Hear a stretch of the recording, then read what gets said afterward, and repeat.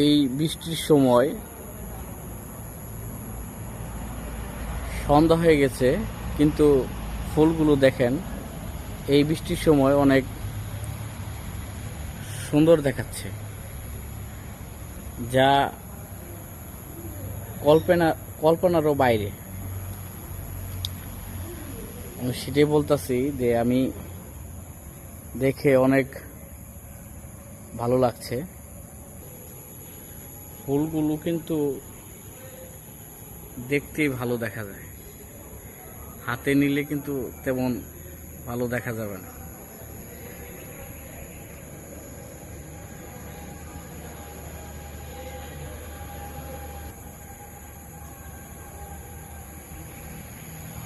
Wow, অনেক সুন্দর।